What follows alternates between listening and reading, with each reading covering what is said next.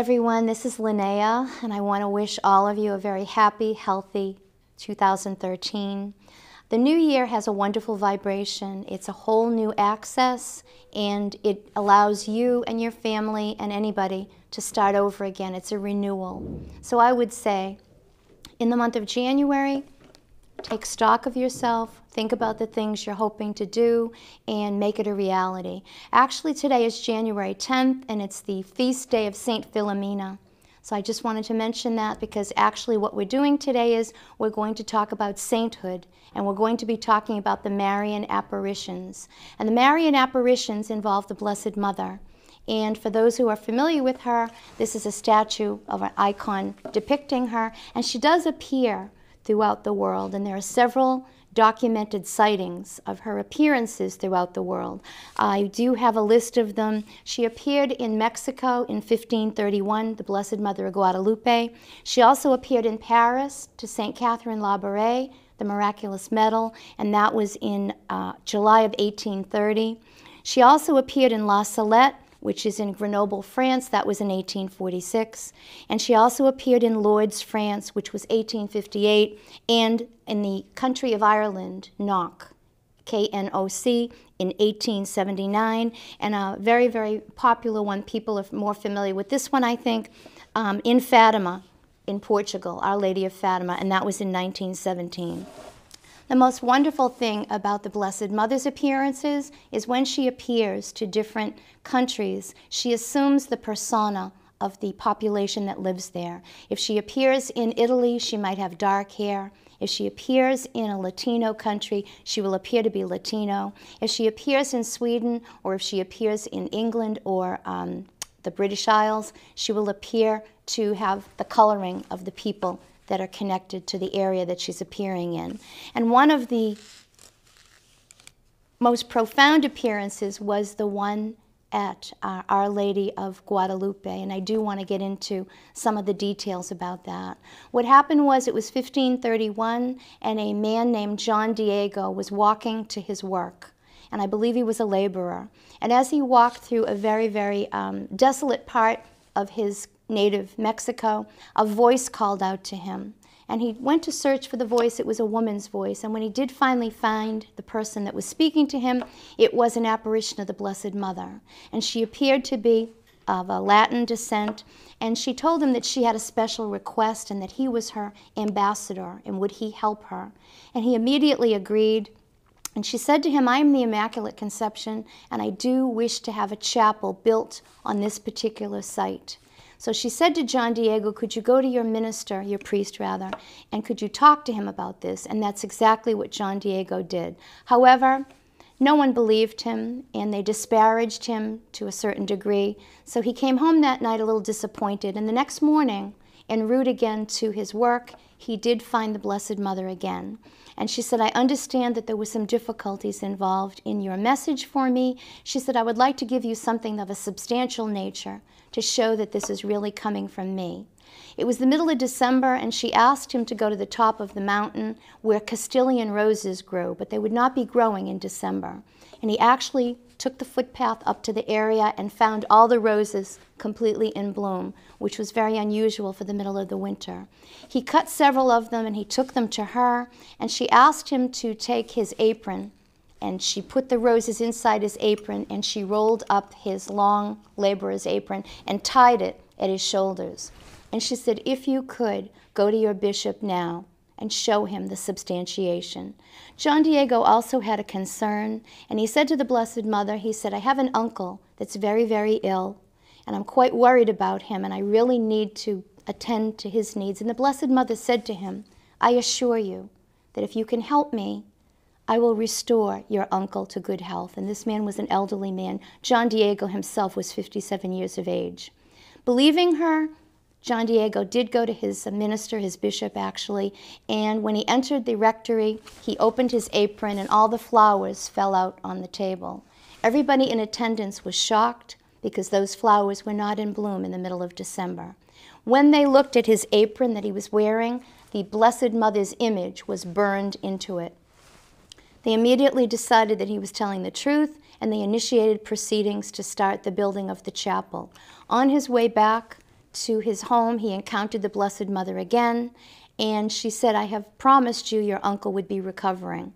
He went to the uncle's house shortly thereafter, and the uncle substantiated that he had had a visitation of a very beautiful woman, dark-haired lady surrounded by white light, and he was restored to optimal health immediately. I do not know how long the elderly man lived. I don't have the documentation for that, but they did build the church. It still stands. It is the Blessed Mother of Guadalupe, and when you walk into the foyer of the church itself, the apron that has her image on it is embedded in the wall.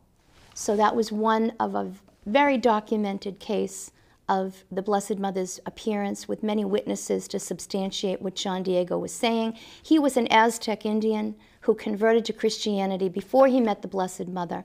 I believe he was converted to Christianity by the Franciscan fathers who were missionaries in his area.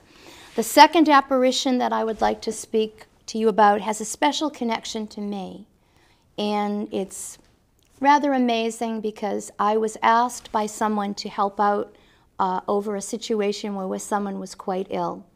And it happened in July, and I was contacted, and I can choose to help or I can choose to defer. And in this instance, I immediately heard mention St. Catherine Labouré. So I told this individual I would like to petition St. Catherine Labouré.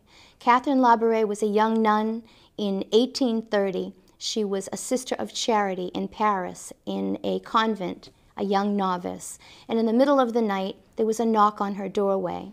She opened the door and there was an angel standing there, and at first she was afraid that it was an angel to take her to glory, and as the angel communicated with her, the angel said, no, no, no, no, just come with me, fear not.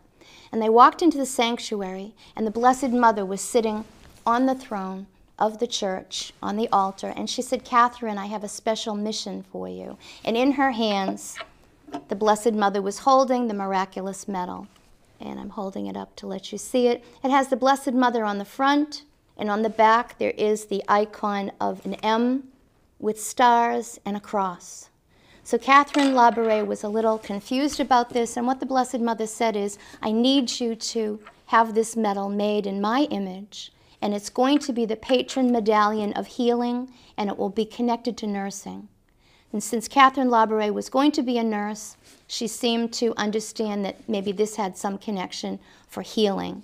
It took her about 6 or 7 years to finally get the medallion made, and it has been in effect, I believe, since 1837, and it usually, is given to people that are very ill or people who are nurses and they've graduated from a nursing school. I do believe there is a St. Catherine Labouré nursing school here in Massachusetts. I'm not sure if it's still in effect, but years ago it was one of the more popular places to become a nurse.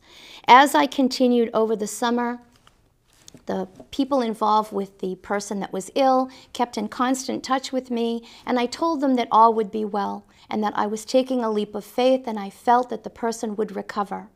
And I said to them, at this point in time you need to hold fast to your faith, because our faith is something that grounds us and it gives us an anchor to hold on to. I always advise you go to your medicals, you continue with your treatments, your medication, your procedures, your medical procedures. But in this instance, I petitioned St. Catherine Labouré, and I said, if you could please hear us and restore this person to health, I will do a television show of you, and I will go to your shrine in France to thank you for petitions granted.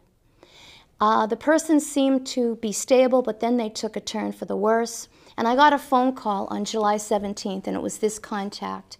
And everybody was naturally very upset. And I said to them, I'm being told that the person in question is going to wake up on a Wednesday, and the person is going to be restored to full health. That is what I'm being told. I took my own leap of faith, and I didn't falter in it. I did not. I held fast to that. On July 18th, it was a Wednesday afternoon, and something compelled me to go to the Salvation Army over here on Route 1, and I go there frequently, but something said, go there now, and I did. And as I was paying for my purchases, I put my purse on a jewelry case, and in the jewelry case was this icon of the Blessed Mother. And I was captivated by it because she's holding her son quite close to her, and it's actually a Greek manifestation of the Blessed Mother. So the clerk took it out of the jewelry case, and on the back of it, it says the Holy Protection Monastery. It is a Greek icon, but I felt that it had some connection to the person who was trying to recover and rejoin family and friends. So I bought this, and I said to the clerk, if I need to substantiate that I did buy this here, she said, yeah, it's 1:30, it's July 18th, and I kind of gave her a heads up about why I felt this came into my life. And I went back to my daily activities. At 10 o'clock that night, I got a phone call, and I couldn't take it. I was doing an event. And the next morning, I got another phone call. The person in question, the young person that was in the coma, woke up Wednesday afternoon of July 18th and has been restored to complete recovery. There are a few residual effects, and they're dealing with that. I have never met the wonderful family. I don't need to meet the wonderful family. I feel that the icon I got on Wednesday of July 18th was to let me know that this person was going to have a second chance and to have a complete recovery, and that's all we want. Now, when I got to St. Catherine Labouraire's shrine, I have to say that it was very overwhelming for me because she is one of the incorruptibles. And an incorruptible is when they exhume you from the tomb to canonize you, and you have not decayed. Catherine Labouraiре is pictured in this documentation, and she died in 1876, and her remains are completely intact. I got to be in the same room with her at her basilica, at her convent. I was in the very same room where the Blessed Mother appeared in 1830, and I have to say that it was an epiphany, and it was very overwhelming. I have read about her. You know, I have heard about her. I have seen pictures of her. I actually got to kneel in front of her, and I got to see this myself. And it's quite compelling because here is a woman that died in 1876, and she looks exactly the same as she did the day that she went to glory. Now, another synchronicity event, which was really kind of wonderful, is I bought several miraculous medals from that particular charity because I wanted them and I wanted to give them to people that are close to me. And I took the brochure that talks about Catherine Labouraire's vision with the Blessed Mother. And I'm in the foyer. I went in 4 or 5 times. I'm actually going back this fall. I have to go back. It gave me such an overwhelming epiphany about my own faith. And I'm reading the message of Mary Immaculate. And I'm reading this in the foyer. And it says, Catherine Labouraiре was a young peasant girl. She was a novice, as I said. And the Blessed Mother appeared to her. And the first night that the Blessed Mother appeared to Catherine Labouraire was July 18th of 1830. Now, I ask you, how in the world did the recovery happen on July 18th of 2012? I know why. And I think the people that are involved know why. And I keep telling people the soul is eternal. I keep telling people to have faith. I keep telling people to hold on to whatever anchor your families or you have developed over the years. So I'm going to say, I'm thanking St. Catherine Labouraire today, again, for answering our petition, and she did restore this person to optimal health again.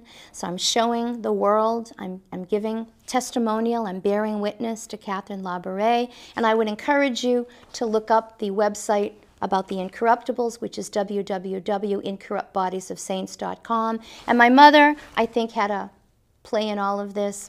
I was explaining that my mother's Christmas tree ornaments, I don't have them. They're gone. And this angel was the exact angel that my mother had on her Christmas tree from the very earliest times in our lives. I happened to walk through a gift store recently, and this angel was standing on the counter beckoning to me.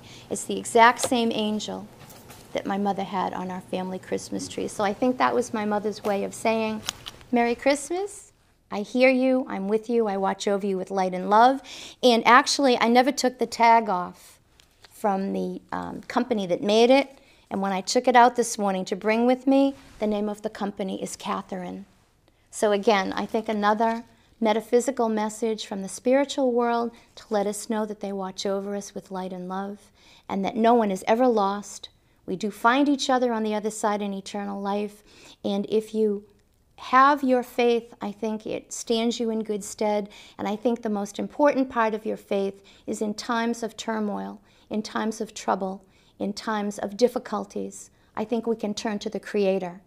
And I think He hears us. In this case, it was Catherine Labouré who helped this situation. And I have to thank her because she did answer us. And not always do you get the answer you want, but in this instance, we did get the answer we wanted. And I just hope that the recovery continues. And thank you very much. There is another famous apparition of the Blessed Mother, Marian apparition, M-A-R-I-A-N, and Marian is a derivative of Mary. And anything associated with the Marian name to it has a connection to the Blessed Mother. There's the Marian Fathers, there is Marian Court Junior College, which has a connection. I believe it's a full 4-year college now. So anything with the name Marian in Christianity often is attributed to the Blessed Mother's connections. And there is a young woman, or there was a young woman in France, and she appeared, the Blessed Mother appeared to Saint Bernadette in 1858. Saint Bernadette was a young peasant girl. She was about 13 or 14, and she was tending her sheep on a farm, and she heard someone beckon to her, as John Diego did. She found the person that was speaking to her, and it was the Blessed Mother, very resplendent in a blue robe with a white gown and a star of crowns around her head. So the Blessed Mother was speaking to Bernadette, and Bernadette was a little nervous and unsure of what this was. And what the Blessed Mother said to her was, this place that we're standing near has a holy fountain, and I need someone to unearth the water, which will have healings. So Bernadette asked the Blessed Mother, she said, what should I do? And the Blessed Mother said, go to your priest, tell him that you met me, and that I want them to dig the stream that's coming from here. It will become a very big area of healing, and I want to have a chapel built on this particular part of the world. Bernadette did go to her parish priest, but being, a 13-year-old uneducated shepherd girl, again, she was not met with any understanding, and people kind of disparaged her. The Blessed Mother came again a couple of days later, and she repeated her request to this young woman. And Bernadette said, I'm trying to accommodate what you're wanting me to do, but I cannot get them to listen to me. So the Blessed Mother said, go back to your priest and tell him, I am the Immaculate Conception. And she did that. Later on during that day, she went to her parish priest and she said those words, I am the Immaculate Conception, mimicking the conversation with the Blessed Mother. When the priest heard that, he knew that it had to be something beyond this young woman's understanding, because this was a girl that was illiterate and did not have an education and would not know that terminology. They began to dig at this particular site, and a huge spring appeared, and it became almost, I believe it's as big as a lake. And what happened was people began to flock there to have healings. It was more popular, I'm going to say, in the earlier part of the century, because this did happen, I believe, in 1858, and it still stands. It's about 300 miles outside of Paris, and Bernadette is also one of the incorruptibles. She became a nun, and she died 130 years ago at a very young age. She was about 30 years old, 30 to 33, I believe, and she had a lot of medical problems, but she became a nun, and when they exhumed her in 1900 to canonize her for sainthood, they found that her body, as the same with Catherine Labouré, was completely incorrupt. I am going back to France in the fall. I am going to make a pilgrimage to Bernadette's place in Lourdes. I wasn't able to do it this time around. There was too many things going on. So again, she is another incorruptible. And with canonization, with sainthood, what happens is someone has to have led a very holy life. It doesn't necessarily mean that you're a priest or a nun, but it's just someone who's had a very exemplary life, and miracles start to happen, and they are associated with the person that people have tried to connect with. In this case, it was St. Catherine Labouré. Miracles happened with petitioning her, such as the one that I was involved in. But what the Vatican does is the Vatican substantiates 3 of them. So you have to have 3 bona fide miracles. And a miracle is there is no human solution to the situation. There really isn't much earth hope for the person involved. And then there is a miraculous recovery, a restoration to health, and it remains complete. So with those three criterion, Saint Bernadette was given the title of Blessed Bernadette. Then they exhumed her from her tomb, and she was gone, as I said, and at this point in time it's 130 years, but when they exhumed her in the early 1900s, she was completely intact. She is on view in Lourdes at the convent of Nevers. I think it's Nevers, and you can see her in her glory, and she looks as though she's merely asleep. So once again, when you are canonized and then you do become a saint, you're given a feast day, and people revere you as someone who has had miracles that are consistent and have remained complete. The next one that I think that will be canonized, I believe it is Mother Teresa. Mother Teresa died, I believe, in 1997, and there are miracles that have been attributed to her, and they are investigating them even as we speak. So I feel that she will be canonized at some point in time, and what's so wonderful about her is she's a person of our century. She is a person who devoted her life to the sick and dying. Actually, I met Mother Teresa. She came to a place where I was working, and I got to take her on a tour of the company that I was employed at. And what was so wonderful about Mother Teresa was my father was very ill with some eye issues, and I had petitioned Saint Teresa to help my father recover. And my father was like, call anybody, but just help me out with this, because there was an occlusion and they weren't sure he would have his sight in that eye. You know, and I petitioned Saint Teresa and I said, please help him. He's only 60 years old and I want him to have his sight restored. And the next day when I came to work, there was a memo on my desk and it said, Mother Teresa is coming here from New York. Well, Mother Teresa, Saint Teresa. I was thrilled, and I called my father at the hospital and I said, Dad, somebody had to hear us because I'm going to meet Mother Teresa. I met her that Saturday. She met with me and she gave me several rosary beads from her missionary group, and I walked with her through the company, and I said to her, my father is very, very ill with his eyes. Is there anything? And she hugged me, and she said, I'm getting a good feeling that he's going to be okay. When I saw my father that night, I handed him the rosary beads. He and I prayed together, and the surgery was that Monday. I was with my father on Tuesday afternoon when they took the bandages off. They took the bandages off, and he said to me, how did you get to be so blonde? I said, where the heck have you been? The occlusion had affected his ability to discern colors. We took him home that night, and he walked into the kitchen, and he said, who painted the kitchen yellow? And we were laughing because the kitchen had been yellow for many years, but again, the occlusion prevented him from having full scope of his vision. When I handed him the Reader's Digest and the TV Guide, he could read both of them without any effort and without any glasses, and I said to him, Dad, Saint Teresa heard us, and she sent Mother Teresa to give us the message that all would be well. So I do believe that Mother Teresa will be canonized shortly, and again, she is a saint from our century, and that makes it a little more able to be understood, because all of her good works, I think, out of all of them, she did the most wonderful group, the missionary sisters for the Calcutta children and the people that are homeless and dying. Additionally, when I met Mother Teresa, she was on her way to England, and we heard that she didn't have enough money to build a missionary group over in England. She needed 11,000 pounds. And what she told her financial advisor was, I will have the 11,000 pounds before I leave to go back to my mission.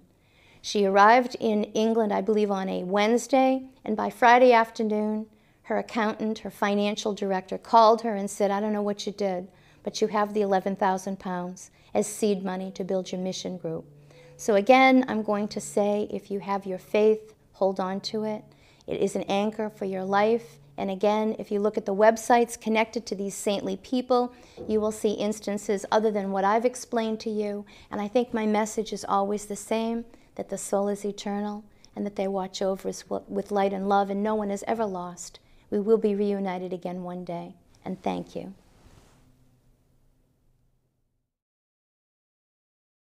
Oh